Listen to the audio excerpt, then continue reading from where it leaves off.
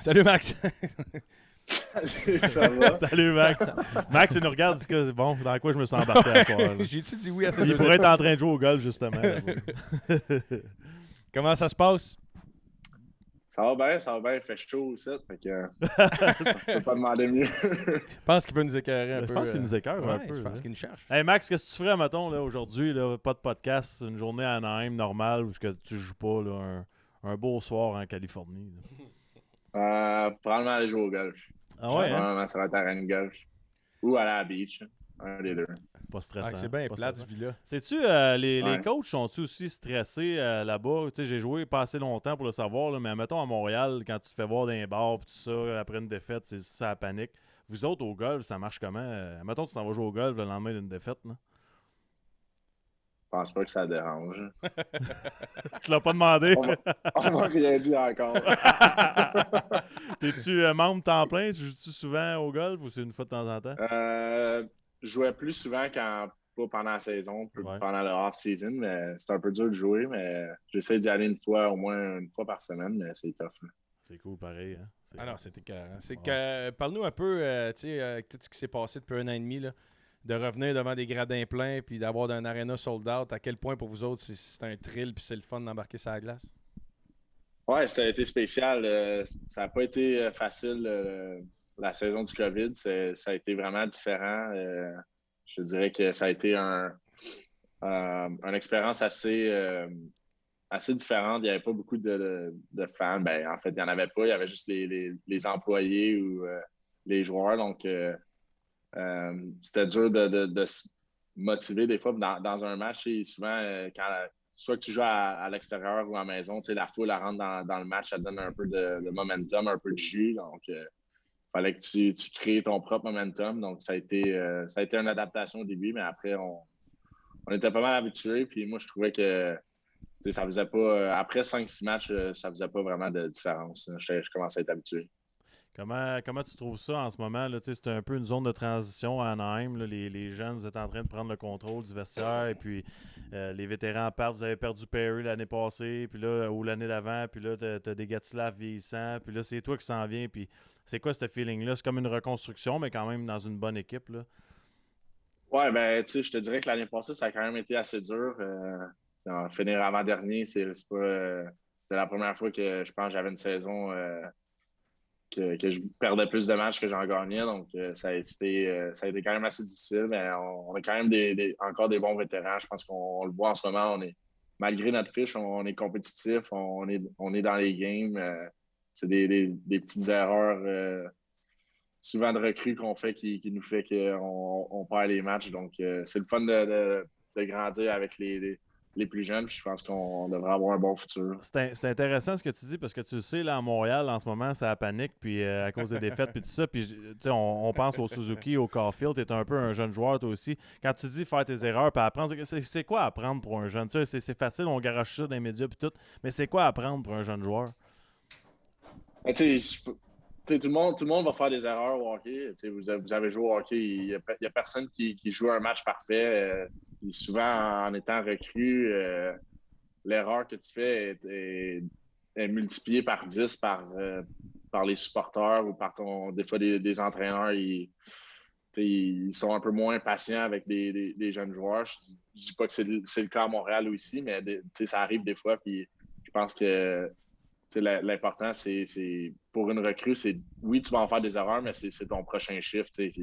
Faut pas que tu la refasses 2-3 fois parce que là, tu mets ton équipe dans le trouble, mais je pense qu'il faut laisser les jeunes jouer souvent. Puis on en fait toutes des erreurs, donc il faut apprendre à jouer avec ça. Fait que faut faire des erreurs pour à un moment donné comprendre. Tu peux pas juste apprendre ailleurs. T'as pas le choix de les jouer game, puis c'est important, là, style. À un moment donné, tu vas être pogné dans ta zone. Il faut bien que tu sortes la puck un jour. C'est vrai. Non, mais Pas c'est faux. vrai, pareil. Non, mais c'est vrai. Ici, on panique parce que Caulfield, là, mettons, ne joue pas comme il devrait, mais that's life. Là. C'est un kid qui a 10 games dans la Ligue nationale. Là. Ouais, il va pas arriver pour scorer 30 buts. C'est la Ligue nationale. On dirait que des fois, on oublie que c'est la Ligue nationale. Là, c'est comme...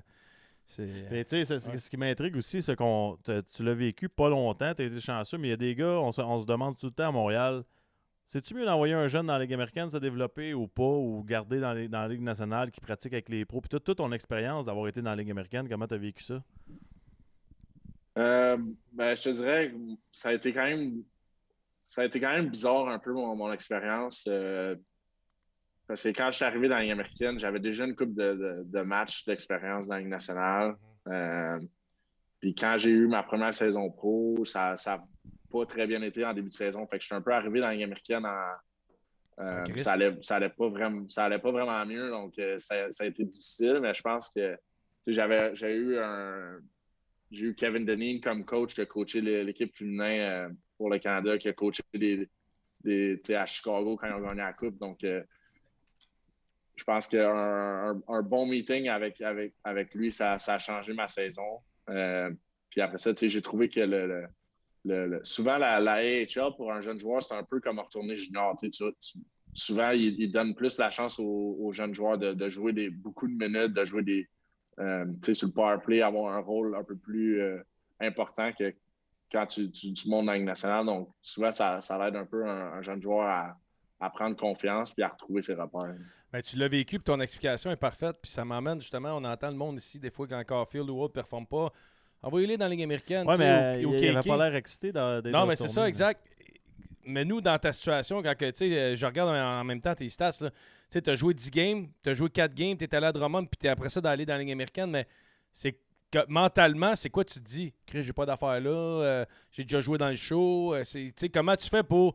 Tu dis un bon meeting, mais personnellement, le kid qui n'a pas de bagage ou qui n'a pas d'outils, comment il fait pour se sortir de ça? Je pense que ça dépend de joueur en joueur. Pour moi, je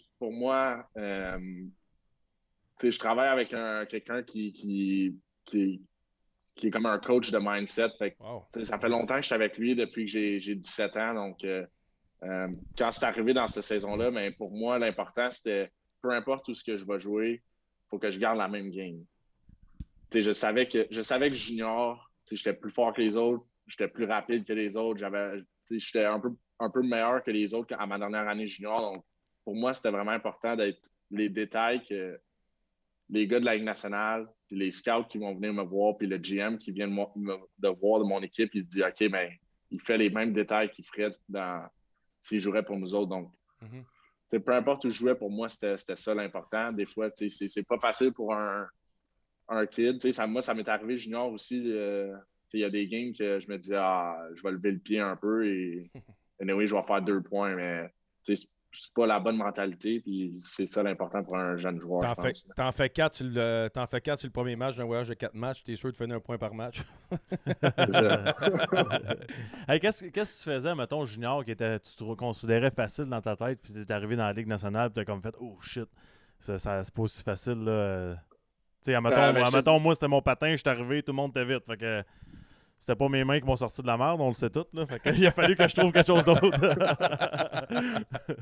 Je pense que junior, c'était ma présence physique. J'allais dans le coin, il n'y a pas personne qui était capable de m'enlever à la puck. Quand tu arrives dans la Ligue nationale, tous les gars sont gros, tous les gars sont forts. Puis, même les gars qui sont un peu moins gros que moi, ils étaient capables de me tasser. Puis, junior, j'avais 19 ans, j'allais dans le coin contre un 16 ans, mais dans la Ligue nationale, j'ai 19, puis je vais dans le coin avec un gars de 30 ans. Donc, c'est différent. C'est pas, la force physique n'est pas la même. Je pense que c'est ça c'était la grosse différence pour moi. Comment tu t'adaptes?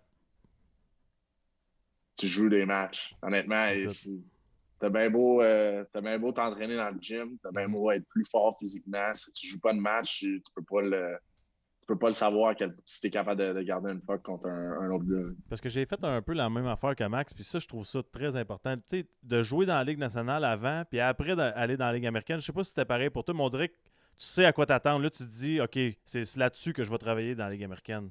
Comparativement à si tu commences dans la Ligue américaine, tu sais pas vraiment. C'est comme passer un stage plus haut que le junior, dans le fond. Là. Ouais.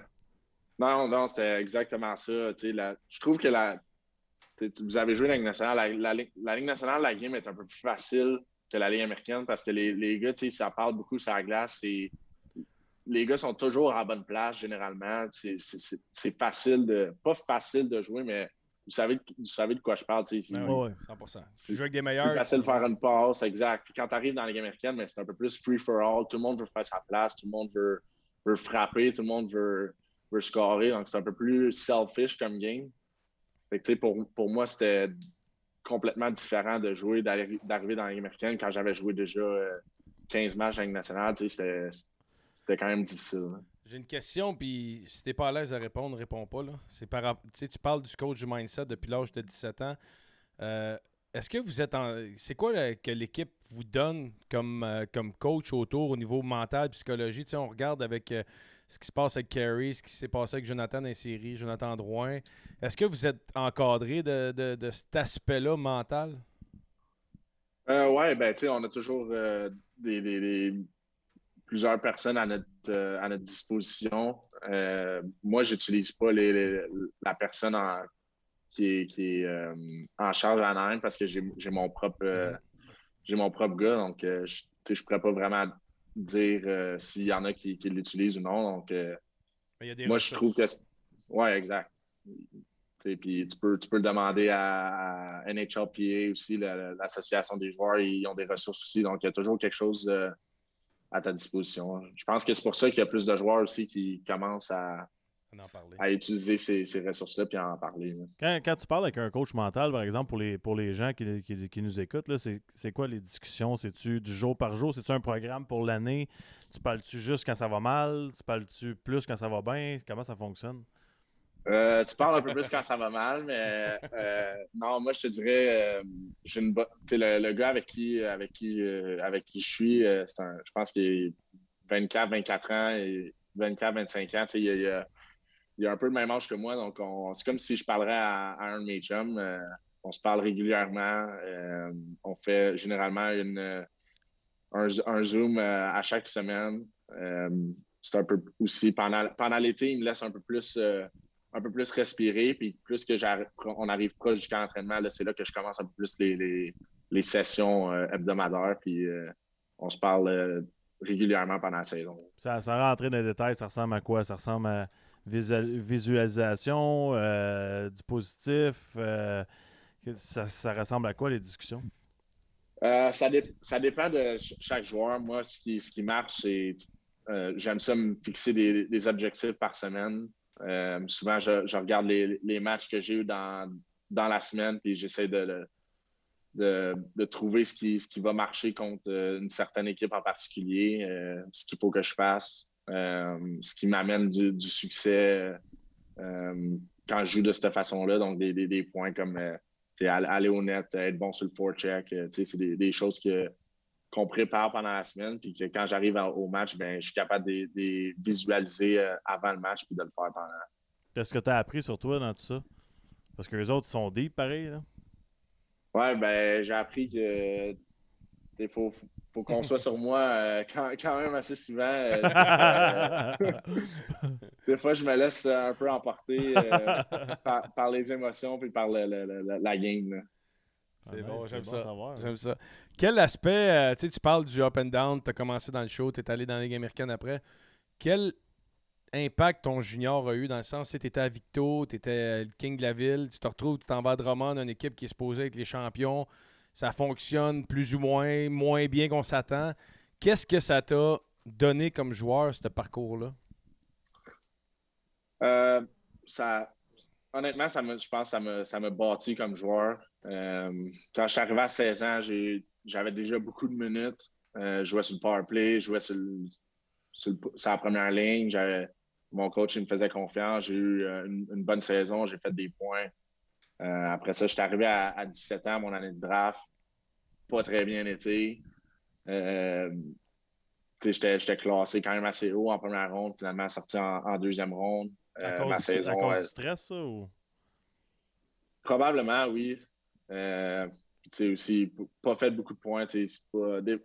Souvent, l'affaire qui me fait le plus capoter, c'est souvent, on va entendre des scouts ou des personnes dire c'est pas important tes points, c'est de la manière que tu joues. Honnêtement, on va se le dire, c'est pas vrai.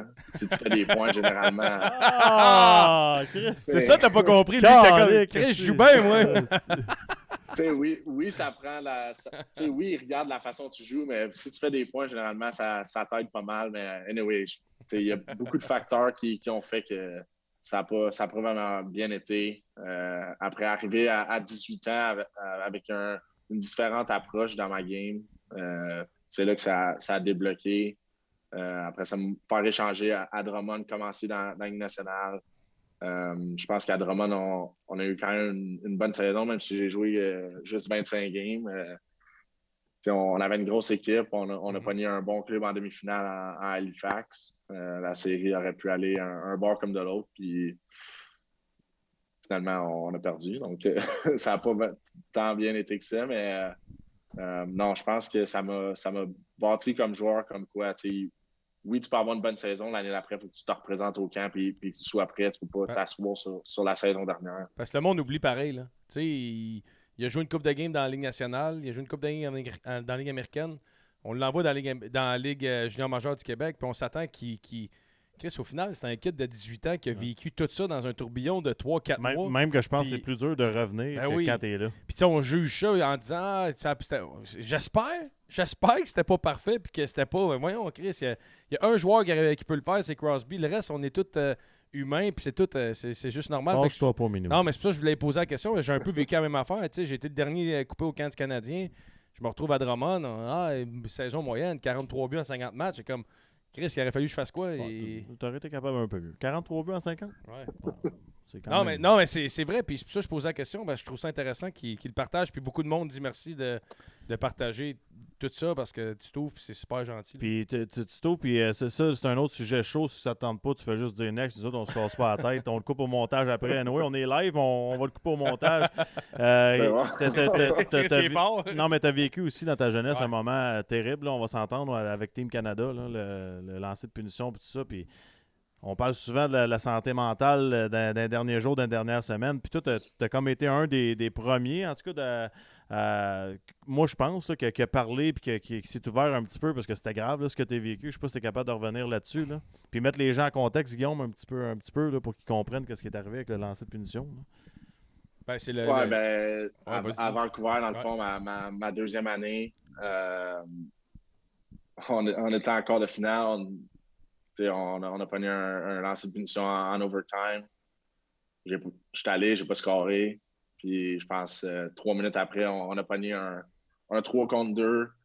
Passe bord en bord de la glace. Le gars casse son bâton sur un filet désert. Ça avait d'abord, on se fait scorer, on est éliminé. Première fois que le Canada n'a pas de médaille à la maison au championnat mondial junior. Donc ça a été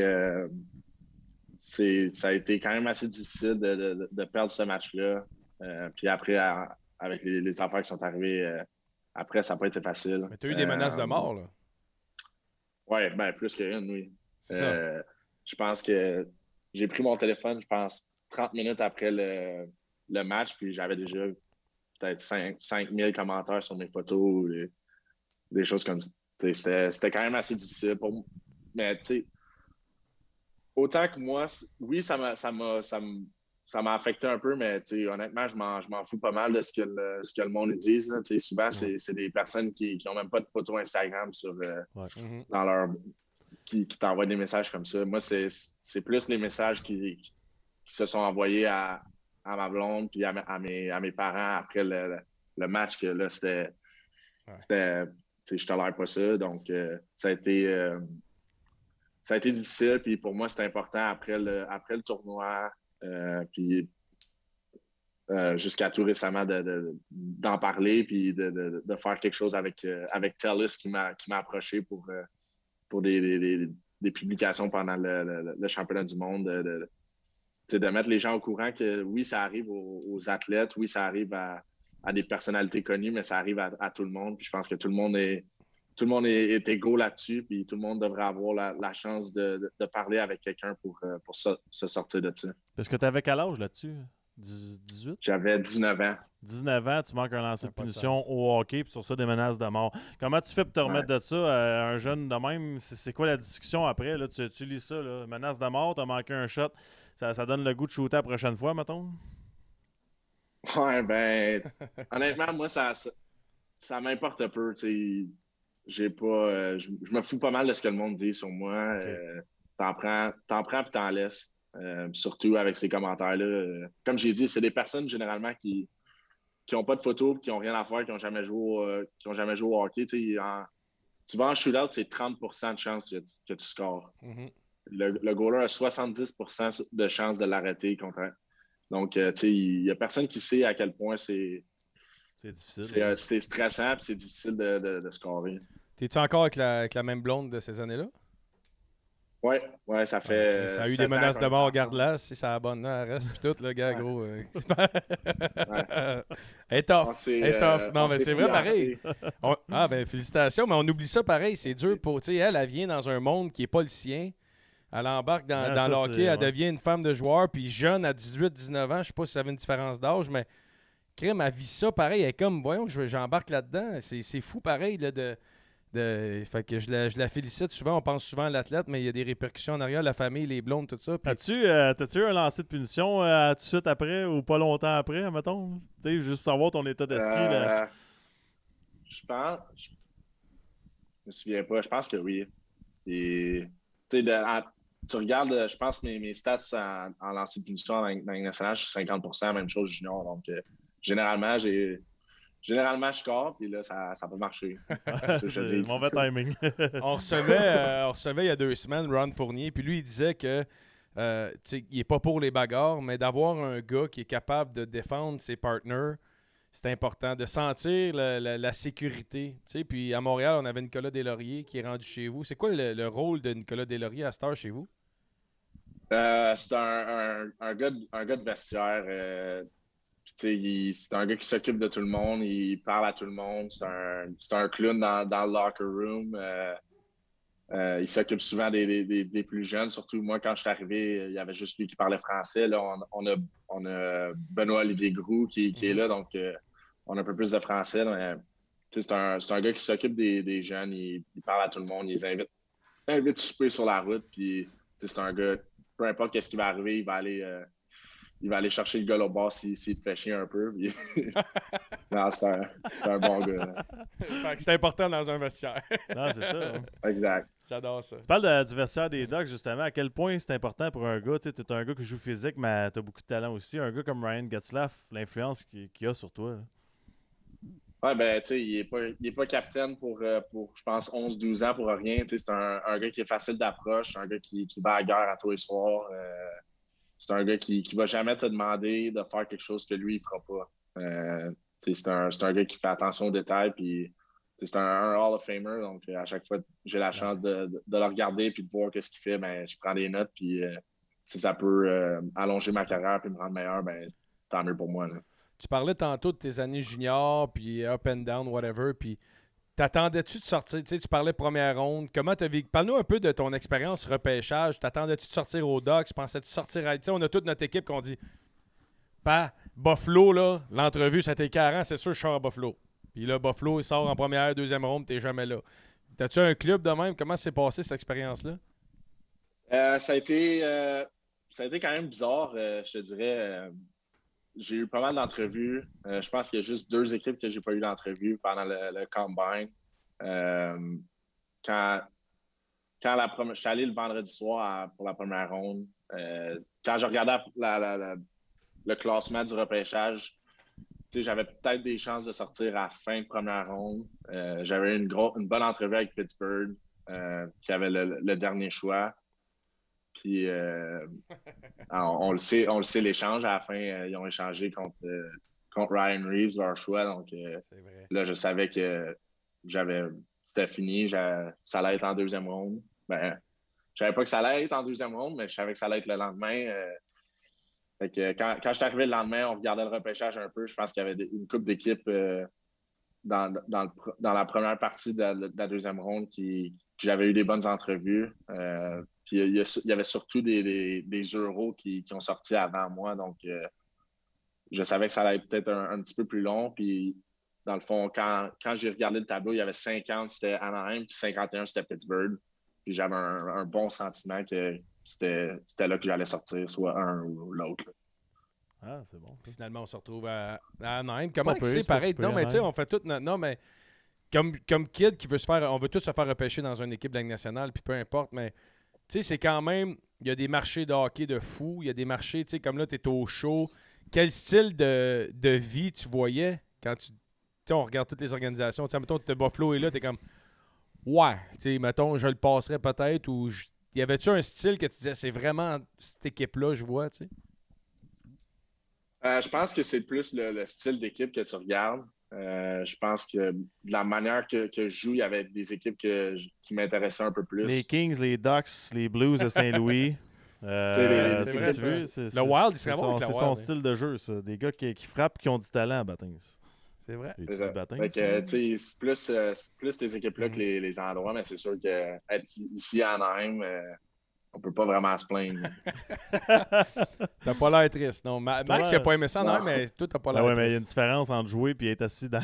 Ah, OK! C'est pas la même affaire, là. Ben, gars, faut que tu me l'expliques, je peux pas savoir. Parce que moi. lui, quand il arrive au golf, il dit Salut Max, des Ducks de Naïm. Moi, c'était comme excusez, on n'a pas de place aujourd'hui, monsieur. J'adore Ça ça. frette aussi dans Hey, l'arena. parle-nous de ta signature de contrat. Comment ça s'est passé? Premier gros achat que tu as fait. Es-tu parti sur la Roomba? Comment ça s'est passé dans ton cas?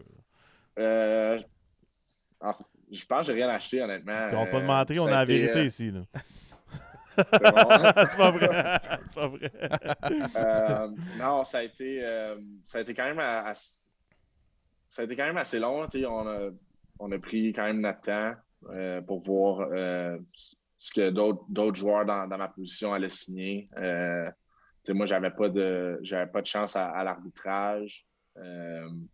J'avais pas le plus gros bout du bâton, donc j'étais un peu tu sais, pas à la merci des Ducks, mais tu sais, il fallait s'entendre. Je pense pas que je pouvais avoir un offre d'une autre équipe aussi. Donc, ça a été quand même un assez long processus. Puis quand les discussions ont commencé, ça a vraiment été vite. Je pense que j'ai été au téléphone pendant 8 heures.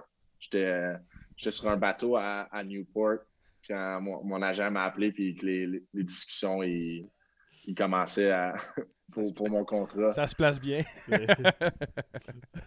Ça serait un bateau à Newport, tu négociais. Là. J'ai fait installer le Wi-Fi dans le yacht. Là, fait que... Dire que je pelletais, moi, pareil. Puis, finalement, est-ce que, tu sais, parce qu'on parle souvent de. Puis je l'ai vécu, là. Des fois, les équipes, dans leur façon de négocier, utilisent des termes ou te comparent à des joueurs que toi, tu ne vaux pas. T'as-tu vécu ça ou toi, tu t'attendais à. Tu sais, comme moi, je voulais avoir un contrat de 4-5 ans, puis ils m'ont dit le chum, regarde-toi, là. On va te donner un 2 ans, puis on verra après le 2 ans où on s'en va, tu sais. Mais c'est plate pareil de se faire dire ça pour une organisation que tu te forces, que tu donnes tout, là, tu sais. Ouais, ben, tu sais, dans le fond, moi, j'avais juste eu comme une bonne saison. Tu sais, j'avais pas vraiment. Tu sais, j'avais eu une moitié d'année à ma première année. Puis là, j'avais eu une full season. Puis, tu sais, c'est même pas une saison pleine. On a juste joué 56 matchs. Fait que, tu sais, oui, il y avait des joueurs que je me comparais. C'est sûr que autres, il y avait aussi leurs joueurs à qui ils me comparaient. Tu sais, sans aller trop dans les détails, j'avais des offres différentes, des longueurs différentes. J'avais des offres de 2 ans, 3 ans. Je pense que pour moi, c'était mieux de prendre un 2 ans. Je vais toujours miser sur moi, peu importe la situation. Ouais. Puis je pense que ça faisait le plus de sens de signer 2 ans, puis après à voir qu'est-ce qui allait se passer. Je m'en vais dans le champ, là, dans le champ gauche un peu, puis c'est un détail important. Puis, T'es bien parti. non, mais je suis sûr que ça va avoir un impact sur sa carrière. T'es ceinture noire en karaté, ça sort de nulle part, pareil. Là. Tu sais, à quel point ça t'aide dans tes combats, mais à quel point ça t'a aidé côté discipline puis focus dans ta carrière de hockey. Ouais, ben, je pense que j'ai eu ma ceinture noire quand j'avais 12-13 ans, peut-être. Avant d'aller midget 3, j'ai eu ma ceinture noire. Ça m'a beaucoup aidé pour la discipline, aussi, tu sais, pour ma flexibilité, être plus mobile. Tu sais, j'étais un gars qui, quand j'étais plus jeune, j'avais pas nécessairement le meilleur éthique de travail. J'étais un peu lâche. Je me fiais beaucoup sur mon talent.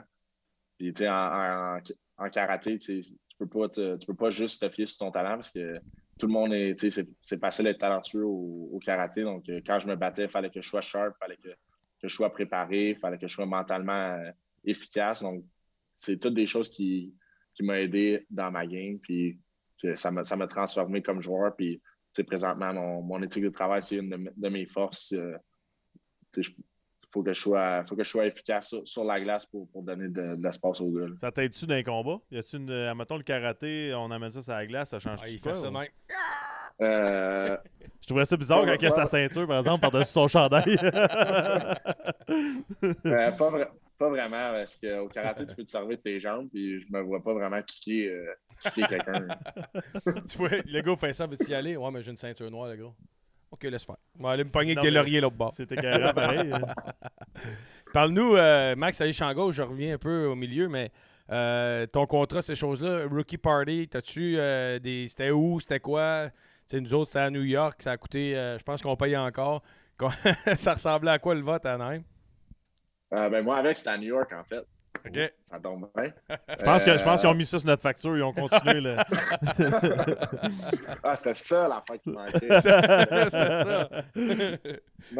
Non, je pense que si je me rappelle bien, c'est il y a 2 ans. On jouait à Jersey. Puis après la game, on a pris un autobus pour se rendre à l'hôtel à New York. Je pense dans le bus, tous les rookies, il fallait compter une histoire ou une joke drôle. Je me souviens pas trop ce que j'ai compté, mais au moins, il y a une couple de personnes qui ont ri, fait que c'était correct, c'était pas le pire.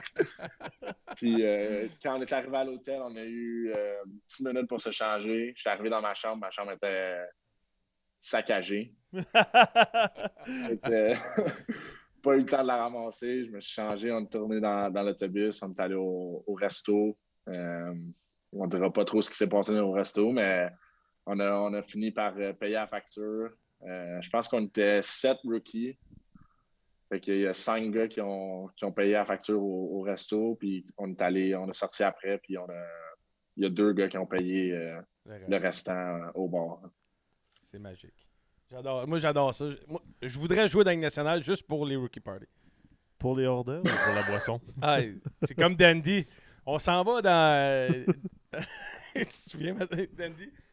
Il avait commandé des couteaux. Il s'était acheté 6 couteaux du restaurant, lui, ce soir-là. Sur notre facture. Sur notre facture. Je vais te prendre ces couteaux secs, là, vont bien. Je vais t'en prendre 6 pour la maison. Tu sais, quand on dit que c'est des dépenses de câble, c'est exactement ça. Hey Max, on va t'amener dans un petit segment relax qu'on fait passer à tous nos invités. Ça s'appelle On se vide le sac. Tu vas avoir quelques questions dans l'écran. Tu as choisi une des questions que tu vas voir. Donc, on va commencer avec la vie privée. Tu as le choix entre anecdote d'une date, meilleure rencontre, un moment embarrassant ou un crush secret que tu as eu dans ta vie.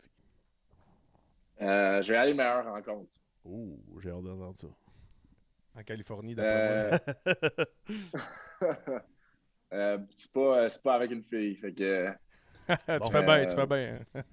Non, je pense que la rencontre la plus fun que j'ai eue, c'est justement après le championnat du monde, quand je m'avais blessé dans le fond pendant le tournoi, après tout ce qui s'était passé. Donc, j'avais été à Anaheim pour soigner mon épaule. J'avais été là pendant 1 mois, puis Pittsburgh, il jouait en même temps à la maison. Puis je reçois un texte de Letang quand il arrive, puis il me demande si j'étais à la game. Puis dans le fond, il me dit hey, si t'es à la game, après la game, descends, Sid, il veut te parler. Oh. Fait que là, j'étais genre OK. J'étais un peu sous le choc. Fait que, après la game, j'ai pu parler avec Sid, avec Letang, puis Brassard qui jouait là. Donc, ça a été une bonne rencontre. Mais pourquoi il voulait te parler? Juste de même? Juste pour qu'est-ce qui s'était arrivé, à cause des messages qui m'avaient été envoyés.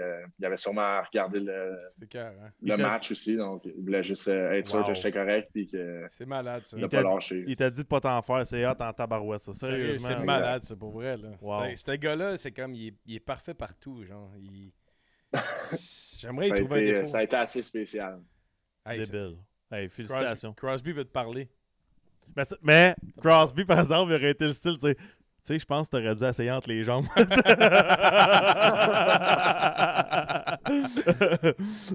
La deuxième slide, Simon, c'est voyage. Ton meilleure anecdote... meilleure anecdote... Ouais, donne-moi une tape dans le dos, Max. Meilleure anecdote de voyage, meilleur souper, plus gros événement sportif ou ton foursome de golf de rêve. Tu dis que tu joues au golf. ça serait avec qui et où? Je vais aller à l'anecdote parce que c'est arrivé récemment. J'adore ça. Quand le gars commence en J'ai- souriant même, là, ça va être bon. J'ai été à Barcelone cet été pour un peu. J'ai été dans le fond 14 jours. Les 10 premiers jours, c'était pour en vacances. Donc, j'ai été à Barcelone. Puis les 4 derniers jours, j'ai eu un tournoi de roller hockey à Blanes, qui est 45 minutes en dehors de Barcelone. Puis dans le fond, quand le tournoi est fini, on revient. On arrive à l'aéroport, puis moi, je donne mon passeport, puis tout. Puis ma blonde est venue avec moi parce que c'était comme nos vacances. Fait que c'est drôle, mais c'est pas tant drôle si vous lui demandez à elle. Ça va être bon. Si vous Fait demandez que- à elle. C'est bien emmené, en tout cas. Moi, je donne mes papiers. Tout se passe bien. Elle donne ses papiers, puis je vois sur l'écran, c'est écrit « Do not border ». Fait que moi, j'étais correct pour passer, mais elle pouvait pas. Fait que là, on se demande ce qui se passe, on appelle. Finalement, ce qui s'est passé, c'est qu'à cause du COVID, moi, je pouvais rentrer parce que j'avais mon working visa, mon visa de travailleur aux États-Unis, mais elle avait juste un visa de visiteur. Fait que dans le fond, vu qu'on était dans le fond, l'Espagne était dans une liste de 14 pays qu'il fallait que tu attendes 14 jours avant de rentrer aux États-Unis. C'est cœur, j'adore ça. Fait que là, il fallait passer une autre soirée à Barcelone. Puis finalement, le lendemain, j'ai booké 2 flights. Elle est partie à Montréal, puis moi, je suis venu ici parce que mon chien était ici. Ah, ça, c'était cœur, hein, ça. Imagine la face de la fille, puis là, toi, t'es comme... Max, c'est vraiment bon Non, ton mais- truc. Non, mais... non, mais imagine le gars en arrière. Hey, je fais quoi, là? C'est comme... Fait que Chris, j'ai j'y eu vais. un mois de Moi, congé. je m'en vais. C'est bon, ça. Mais justement, avant de passer à l'autre slide, tu parles de roller hockey. T'es comme un pro, genre? Je sais pas comment l'expliquer. Techniquement, oui, mais les gars sont un peu meilleurs que moi. J'ai appris, dans le fond, quand je suis descendu ici, j'étais allé souper à quelque part, puis finalement, je me suis mis à rencontrer un gars qui est canadien aussi, je pense qu'il vient de Winnipeg, puis il est ici depuis longtemps. Puis il me dit, on parle de hockey, puis tout, puis il me dit, on joue au roller hockey, c'est à la beach. Fait que là, moi, je suis comme, hein? C'est quoi le roller hockey, c'est à la beach? Fait que là, il me montre la page Instagram, puis il me dit, dans le fond, dans 2 jours, on joue, c'est à tous les samedis, toute la journée. Fait que là, moi, je regarde, je dis, je peux-tu venir? Généralement, c'est un club privé, c'est toujours les mêmes gars qui sont là. Fait qu'il dit, ouais, tu viendras. Fait que je me présente là, puis j'étais vraiment poche. Vraiment poche. Puis, tu sais, c'est complètement différent jouer au roller puis jouer sur la glace. Puis, tu sais, en ce moment, les gars avec qui je joue, tu sais, c'est rendu mes amis. Puis, la première fois que j'ai joué, eux autres, ils se disaient, sérieux, on l'invite plus. Il est tellement poche. C'est pourri, la Ligue nationale. Fait que ça a commencé comme ça, puis je pense que c'est 2 semaines après, dans le fond, mon équipe de roller présentement qui joue en dedans puis dans des tournois, ils faisaient un tournoi à Vegas, puis ils avaient besoin de joueurs. Fait ils m'ont dit, hey, tu veux-tu venir jouer au roller? Mais moi, j'ai jamais joué au roller de ma vie. J'étais même pas capable de breaker. Les autres sont capables de breaker comme ça à la glace. Moi, je traînais mon patin en arrière. J'avais vraiment l'air cave. Mais là, mettons, Puis, là t'es rendu... Là, je suis capable de allé à breaker ces 2 Barcelone bords, tout, là? puis... Ouais. Ben là, j'ai appris, tu sais, ça fait 1 an que je joue avec eux autres, fait que j'ai appris à breaker, j'ai appris à jouer au roller, puis là, ben, je suis capable de jouer normal comme tout le monde. Là. C'est écœurant. Tu joues pas dans la saison. Non, il est sur le Taxi Squad. Non. C'est ça. Pendant la saison, t'es... Pendant la saison, je suis sur long term IR. T'es payé pareil. C'est crasseur, y aller. J'adore ça. 3e slide, Simon. Expérience. Première journée au bureau, nous autres, c'est plus première journée dans un vestiaire ou whatever. Ton meilleur souvenir de hockey ou ta plus grande phobie? Première journée, je vais y aller avec première game, ça compte-tu? Anything, man. C'est toi le boss. C'est toi le boss. C'est bon. Fait que première game hors concours. L'année que je fais que j'ai fait l'équipe à 19 ans. Que j'arrive, on joue en Arizona, puis ma ligne, je pense, c'est Corey Perry puis Sam Steele, je pense. Et qu'on arrive en Arizona, puis tu sais, en pré-saison, tu flaires la journée de la game, tu arrives, faut que tu défasses comme l'autobus, puis comme junior dans le fond. Fait que je défais ma poche, je défais toutes mes affaires, je commence à me préparer, puis les trainers, ils arrivent avec les chandails, puis tu sais, ils placent les chandails. Fait que, ils placent les chandails. Finalement, il arrive à moi, puis il fait « Parce qu'on n'a pas ton chandail. » Ma première game, il dit « Panique pas, on n'a pas ton chandail. » Dis-le à personne. Je suis même, OK. Ben, fait que là, eux autres partent à courir pour faire un nouveau chandail. Finalement, ce qu'ils avaient fait, c'est qu'en sortant les chandails, ils ont droppé mon chandail dans la poubelle, à côté de leur, voyons donc. leur office. Fait que, genre, 10 minutes avant le warm-up, finalement, ils ont trouvé mon chandail, ils viennent me le porter 10 minutes avant le warm-up. Moi, je suis habillé dans mon. Je m'habille, mais je suis comme. C'est parce que j'ai pas de chandail pour embarquer. Il y avait son chandail de roller au cas. C'était carré, ça. Mais. J'adore ça quand il dit c'est comme dans le junior. Ben ouais, c'est vrai que dans le junior, on fly entre Drummond puis Victo. Je trouve ça. Non, mais je trouve ça écœurant. Je trouve ça écœurant, sa vie, pareil, parce que, tu sais, quand tu y penses, là, ce que tu vis, c'est comme le film Les Mighty Ducks. Là. Tu joues au roller sur le bord de la plage, comme eux autres. Tu joues pour les Ducks d'Anaheim. C'est écœurant, pareil. T'as-tu rencontré Goldberg? Il est-tu pas payé comme coach? Comment Gordon Bombay. Pas rencontré encore. Ah, c'est pas vrai. Comment, pour un Québécois, comment on se prépare pour affronter... Tu sais, vous jouez le Canadien, je pense que c'est dimanche. Est-ce que c'est une excitation de plus? Y a-t-il quelque chose de différent quand on se prépare pour jouer le Canadien? Je vais voir dimanche, mais je pense pas que ça va être à date, tu n'as pas l'air stressé. Je vais voir, il y a sa game de roller dimanche matin. Je suis pas un gars bien stressé dans la vie, mais je pense que ça va être plus ça va être différent quand la game va être à Montréal, je pense. Ouais. Ça va être assez spécial. Il va y avoir probablement beaucoup de familles, amis à l'Arena. Ils jouent au Centre Bell, c'est différent. Donc ça va être. Je pense pas que dimanche, ça va être quelque chose de. Oui, ça va être spécial parce que je vais jouer contre le Canadien, mais si je vais jouer à la maison. Donc, peut-être un peu plus stressé à Montréal. T'as joué combien de games contre le Canadien à Montréal à date? 0. C'est ça, t'as jamais joué, c'est ça, hein? Je me suis fait send down 2 fois avant une semaine avant le trip pour venir à Montréal. Wow. OK, fait c'est hot, là. Ça va être ma première game cette année si je me fais pas send down. J'espère. D'après moi, tu vas être correct. Tu vas être correct. Juste mettre ton bâton sur la glace, tu vas partir en breakaway. Dans le fond, je sais pas si tu as vu le match hier, il y a bien des turnovers. Fait que sois patient. Sois patient, tu vas en scorer une coupe. Il va sûrement avoir un mauvais change. Puis... C'est bon, j'en ai besoin des points en ce moment. On prend tout. Hey, dernière anecdote. Tu t'es fait habiller ou whatever 6 minutes avant d'embarquer. C'est quoi ça? C'est le même camp d'entraînement, dans le fond, que les trainers ils ont pitché mon chandail dans la poubelle avant la game. Dans le fond, j'ai joué, je pense qu'on avait 6 games pré-saison, j'en ai joué 5. J'étais supposé d'en jouer 5, dans le fond. Puis la seule game que je n'étais pas supposé de jouer, je me suis dit, dans le fond, je joue pas, fait qu'on se fait baguer. Après ça, ma famille ils sont venus pendant le camp d'entraînement, fait que j'étais allé magasiner toute la journée. Puis un moment donné, je regarde mon sel, puis je dis, shit, faut que j'aille à l'aréna, faut que j'aille me changer. T'sais, je voulais quand même arriver de bonne heure. J'étais jeune, fait que je voulais pas être le dernier arrivé. Fait que je me pogne un 12 pouces puis une soupe chez Subway. Je m'en vais me changer, je mange ça, je m'en vais à l'aréna. Je me suis dit, je vais manger après la game, on a un souper. J'arrive à l'aréna, je regarde le warm-up. Corey Perry se blesse au genou. Dans le warm-up. Oui, je regarde le warm-up, mais j'ai pas vraiment comme remarqué qu'il s'est blessé. Je reçois un appel sur mon téléphone, puis ils me disent peux-tu venir en bas, c'est urgent. Moi, je me dis fuck, je m'en vais à la maison, je suis coupé. Je descends en bas, puis je dis OK. Puis tout le monde est en panique, part à courir après moi. Let's go, va dans la chambre, tu t'habilles, tu joues.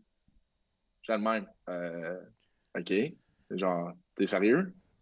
Fait que là, je vais me changer. Puis finalement, mon stall, ils l'ont mis à côté de Getzlaff. C'est pas bizarre. Je rentre dans la chambre. La première chose, Getzlaff me regarde et dit « Il était temps que t'arrives pour la game? » J'étais genre, ah, shit. Fait que là, je m'habille en vitesse. 10 minutes avant la game, les gars, moi, j'étais à moitié habillé, les gars commencent à aller sur la glace. Je cours avec mes patins jusque dans notre training room. Dans le fond, j'embarque sur le bike un peu. Je rentre sur le banc. Il reste peut-être 12 minutes à la première période. Même pas eu le temps de taper mon bâton. Je pense que j'ai 2 tours de tape sur mon bâton. J'ai pas de maillotche. J'ai même pas. S'il te plaît, là, dis-moi que tu as joué plus que 5 minutes. Là. Ouais, j'ai quand même joué pas mal. Puis finalement, ça a donné j'étais sur la glace. On menait par un goal. J'ai scoré un petit net à la fin de la game. Ben ouais, c'était carré. J'adore ça. C'est mieux que ma game à Nashville, ça. Quand... Guillaume, lui, il arrivait du spa en robe de chambre à la game. Non, mais ça m'est arrivé, man. Ça, c'est drôle. Tantôt, tu me parlais de ça. J'étais comme... J'étais à Nashville, puis moi, c'est ma ville préférée. J'étais un fan de country à mort, là, tu sais. Puis là, je suis là, puis je relaxe à l'hôtel. Puis là, j'étais en tabarouette parce que je joue pas. Montréal, ils me font jouer 3-4 minutes, puis j'étais en tabarnak. Puis là, Kirk Muller, le matin, il me bague de même. Puis là, en passant à bague, ça veut dire se faire patiner, se faire patiner pas à peu près le matin. Puis là, il me parle, tu sais, puis Kirk était du genre, dis-moi ce que t'as à dire, puis on jase entre hommes, puis c'est correct, tu sais. Puis là, je ramasse Jacques Martin, je dis ce que je pense. Là. Oui, c'est ça, je pense, blablabla. Parfait, ça reste de même. Je sors de l'hôtel, je sors de l'aréna, je me dis, je m'en vais en virer une tabarouette. J'ai dit, je suis écœuré, là. J'ai dit, je m'en vais en virer une tabarouette. Puis là, finalement, je suis comme, faut que je sois professionnel, je peux pas faire ça, tu sais. Fait que t'as arrêté à 4 bières. Là, je m'en vais à l'hôtel, je me couche. Puis là, whatever, je me couche, je mets mon cadran genre 6h30, whatever. Je vais arriver pour la game, je vais m'habiller. Même affaire, man. Il m'appelle. Il y a un gars qui vient de se blesser dans le warm-up. T'embarques, dépêche-toi. 4 minutes, je pense qu'il restait dans le warm-up. Je m'habille, j'arrive. L'hymne national canadien vient de jouer. Il me reste... Chris m'a fait jouer 3 minutes. Laisse-moi à l'hôtel, là. Laisse-moi manger du popcorn en haut, là. T'avais juste arrivé à l'heure. Non, mais sérieux, là. J'étais tellement offusqué, là. Pas de warm-up, pas de bike, rien. C'est que j'ai une shape naturelle, je comprends, là, mais c'était dangereux en tabarouette. J'étais tellement... celle-là, là, si Jacques est à l'écoute, je t'en veux encore. Ouais, Jacques, on va régler ça plus tard. Au moins, j'ai joué une couple de plus. J'ai une couple de minutes de plus. C'est ça. Hey Max, on veut te remercier sincèrement parce qu'on sait que tu es en plein milieu de la saison. Puis on te souhaite bonne chance. Ça va super bien tes affaires. On est fiers de toi. On t'a vu quand tu étais jeune. Là. Il me semble qu'on a joué contre toi dans une ligue de bière. C'est lui qui nous volait toujours la POC. C'est lui qui m'a battu midget 3A aussi. Ah ouais, ça c'est son nom. Ben, il était supposé de jouer pour moi, mais en tout cas, longue histoire courte. Il a chialé un peu là-dessus, Max. Un peu. Il m'a dit là, parle-en pas. Là. Il m'a battu en plus. Je vous aurais montré ma bague, mais je ne l'ai pas sur moi. Crasseur. Thank you, Max. Puis on te souhaite. Bonne chance. On te souhaite 2 buts contre le Canadien, gars. Ben ouais, tu le mérites. On t'aime. Fait qu'Anaheim a déjà gagné puisqu'on compte un but par game. Fuck. Salut, Max. Bonne fin de saison. Merci, bye. Bye, gars. Merci. Ciao, bye bye.